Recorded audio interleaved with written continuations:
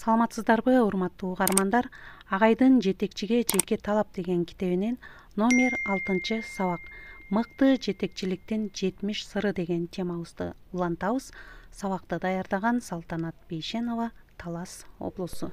Жетекчиликтин 70 сырынын буга чейин сиздерге 22сине чейин тааныштырганбыз. Ал эми бүгүнкү чыгарылышта 23дөн баштайбыз. Ар түрдүү ишти сапаттуу, рационалдуу аткаруунун жаңы жолу, методун үйрөнүп пайдалан.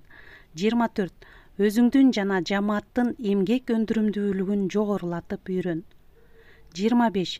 Өзүңө өзүң буйрук берип, тапшырма берип, талап коюп, жооп берип үйрөн. 26. Бир эле жумушту күндө кайталай берүүгө туура келсе, аны тез бүтүрүү, автоматташтыруу, ыкчамдаштыруу жолун ойлоп тап. 27. Башкаруучу менеджерликте терең үйрөнүп өздөштүр. 28. Адамдарды, каражаттарды, эмгек ресурстарын туура пайдалан.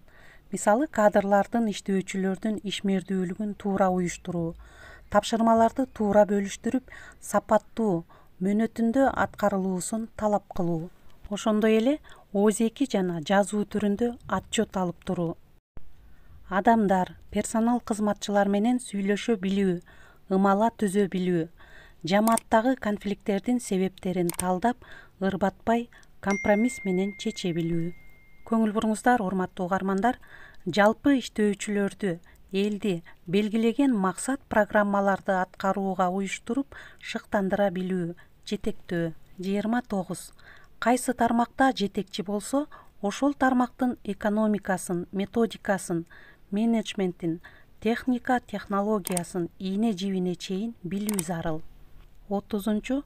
Кабыл алынган чечим, токтом, буйрук, программалардын уюштуруучу, аткартыруучу жана көзөмөлдөөчүсү бол. 31. Төмөнкү тармак звенолорго, бөлүмчөлөргө барып, иштин жүрүшүн байка жана алардын кемчиликтерин түзөтүп, туура багыт бер.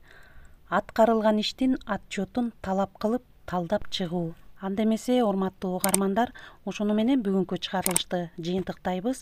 Көңүл бурганыңыздарга чоң рахмат. Ар бир айтылган сунуштарды, сырларды өз үстүбүздөн иштөөгө адат кылалы. Агайдын жетекчиге жеке талап деген китебинен аз гана сиздерге маалымат берип өттүк.